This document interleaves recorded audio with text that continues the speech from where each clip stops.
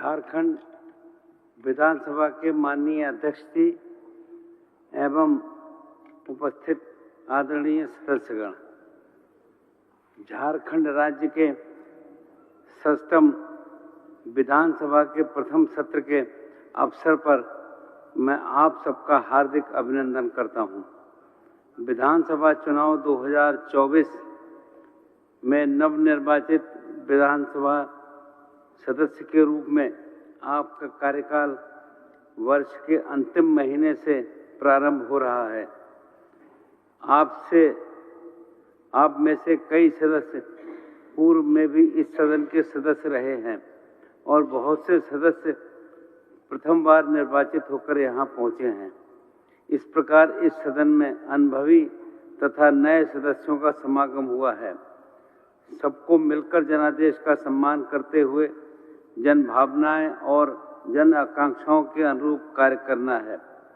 जनता के कल्याण और जनता के विकास के लिए पूरी लगन, निष्ठा और समर्पण से कार्य करना है।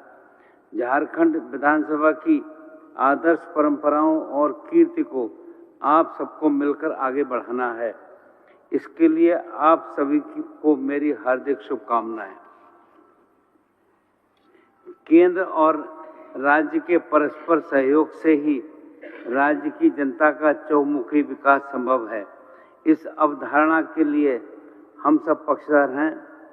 हमारी सरकार संघीय ढांचे की स्वस्थ परंपराओं को आगे बढ़ाने का काम करेगी तथा भारत की गरिमामय विरासत का सम्मान करते हुए कल्याणकारी राज्य की परिकल्पना के अनुरूप जनहित के व्यापक कार्य करेगी। झारखंड विधानसभा के वेश में भावी झारखंड के उदात्त परंपराओं की नींव रखे जाने का ये अविस्मरणीय पल है। मुझे विश्वास है ये विधानसभा आप सभी के माध्यम से राज्य के सर्वांगीण विकास के लिए गरिमामय और गौरवपूर्ण चर्चाओं का साक्षी बनेगा। ये सदन अपने विधायी कार्यों से झारखंड राज्य को प्रगति के शिखर तक ले जाएगा। लोकतंत्र में जनप्रतिनिधि जन आकांक्षाएं की अभिव्यक्ति के प्रतीक होते हैं। 67 विधानसभा के शांतिपूर्ण चुनाव प्रक्रिया की समाप्ति के बाद राज्य में एक मजबूत एवं स्थिर सरकार के गठन का जनादेश जनता को दिया है। हम इसके लिए राज्य की जनता को साधुवाद देते हैं और जनादेश का सम्मान करते हुए जन आकांक्षाओं पर खरा उतरने का संकल्प लेते हैं। ये सरकार झारखंड की मूल चेतना के साथ समावेशी विकास का ध्येय लेकर और आगे बढ़ेगी। हमारी सरकार बिना किसी द्वेष के वंचितों को विशेष महत्व देने के मानवीय सोच के साथ सबको उचित अधिकार, सबको सुरक्षा और हर द्वार तक समृद्धि पहुंचाने को प्रतिबद्ध है। हमारी सरकार एक व्यापक दृष्टिकोण के साथ समाज के वंचितों, दलितों, आदिवासियों, अल्पसंख्यकों एवं गरीबों की खुशहाली के लिए संकल्पित है। हमारी सरकार शहीदों के त्याग और बलिदान को हृदय में आत्मसात करते हुए द्वेष, घृणा, अहंकार, प्रतिशोध से दूर रहने का प्रण लेकर कार्य करेगी। झारखंडी अस्मिता को केंद्र में रखकर सजग, सुलभ, स्वच्छ, पारदर्शी और संवेदनशील प्रशासन के माध्यम से राज्य की प्रगति के लिए उच्च शिखर पर ले जाने के लिए संकल्पित है। केंद्र सरकार एवं उनकी कंपनियों के पास पड़ा झारखंड राज्य का बकाया 1,36,000 करोड़ रुपया वापस लाने के लिए सरकार कानूनी रास्ता भी अपनाएगी। हो, मुंडारी, कुडुख व अन्य जनजातीय भाषाओं को संविधान की 8वीं सूची में शामिल कराने की पहल करेगी। हमारी सरकार आदिवासी मूलवासी को स्थानीय नीति बनाकर तृतीय और चतुर्थ श्रेणी को नौकरियों में 100% आरक्षण देने के लिए प्रतिबद्ध है। 5वीं विधानसभा ने सर्वसम्मत से पिछड़ा वर्ग को 27%, आदिवासी को 28% और दलित को 12% आरक्षण देने का विधेयक एवं सरना आदिवासी धर्म कोड को पारित कराकर स्वीकृति के लिए केंद्र सरकार के पास भेजा है, जो अभी गृह मंत्रालय में लंबित है।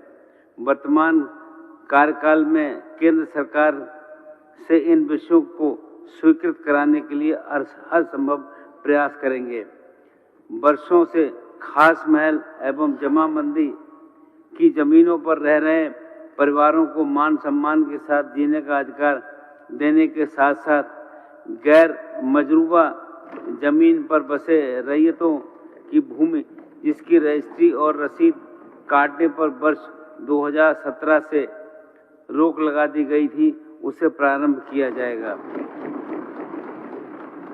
राज्य में निबंधित सभी पत्रकारों के लिए प्रशिक्षण, बीमा और पेंशन का अधिकार सुनिश्चित किया जाएगा।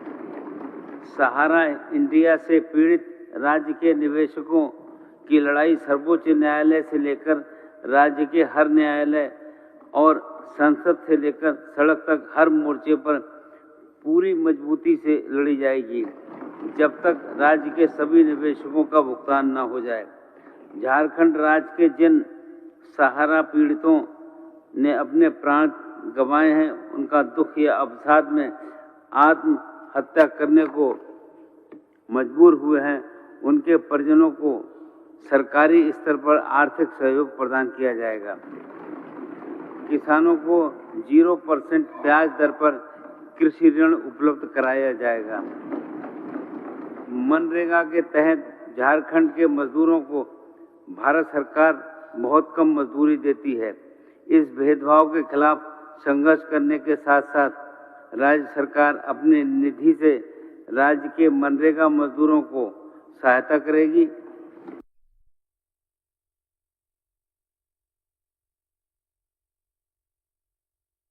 जिससे कि उन्हें न्यूनतम 350 रुपये प्रतिदिन की मजदूरी मिल सके। राज्य में अवस्थित विभिन्न नदियों एवं डैम के पानी का सदुपयोग करने के उद्देश्य से प्रारंभ की गई लिफ्ट इरिगेशन योजना को आगे बढ़ाते हुए 10,000 करोड़ रुपए की योजनाएं प्रारंभ की जाएंगी। राज्य भर में प्रखंड स्तर पर 500 सीएम स्कूल ऑफ एक्सीलेंस की स्थापना करेगी। सभी सीएम स्कूल ऑफ एक्सीलेंस में खेल शिक्षक एवं संगीत शिक्षक की नियुक्ति की जाएगी। साथ ही 4,500 पंचायत स्तरीय आदर्श विद्यालय खोले जाएंगे। प्रारंभ राज्य में प्रत्येक प्रखंड में डिग्री कॉलेज एवं प्रत्येक अनुमंडल में पॉलिटेक्निक महाविद्यालय की स्थापना की जाएगी।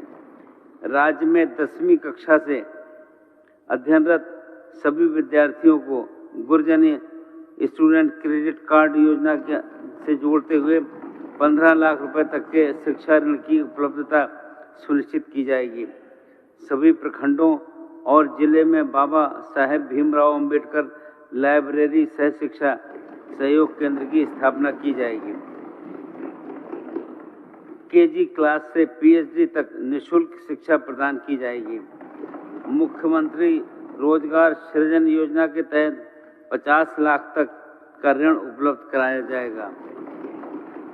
राज्य में 60,000 पदों पर शिक्षकों और 15,000 पदों पर प्रधानाध्यापकों, विभिन्न कार्यालयों में 2500 पदों पर लिपिकों और विभिन्न थानों में 10,000 पुलिसकर्मियों की नियुक्ति की जाएगी।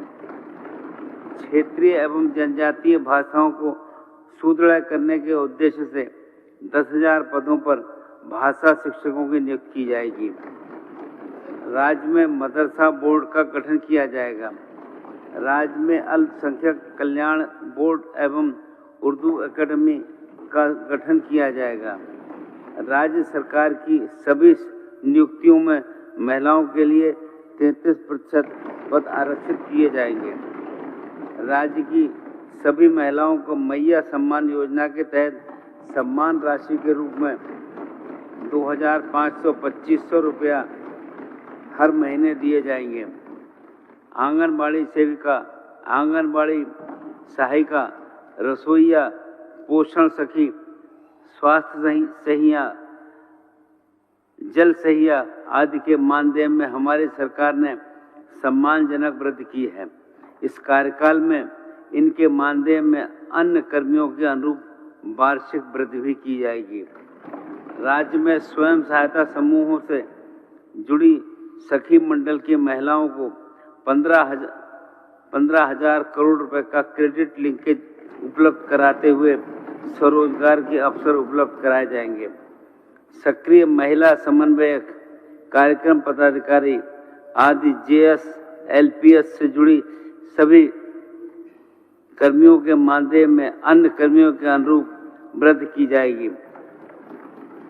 प्रत्येक ग्राम संगठन को 0% ब्याज दर पर 15 लाख रुपए का क्रेडिट लिंकेज उपलब्ध करवाया जाएगा। राज्य के सभी जरूरतमंद परिवारों को 15 लाख रुपए के अबुआ स्वास्थ्य सुरक्षा योजना से जोड़ा जाएगा।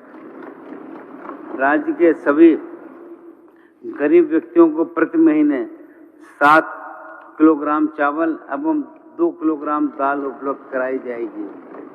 अबुआ आवास योजना के तहत 25 लाख से अधिक गरीब परिवारों को सुविधा युक्त 3 कमरों का सुंदर आवास चरणबद्ध तरीके से उपलब्ध कराया जाएगा।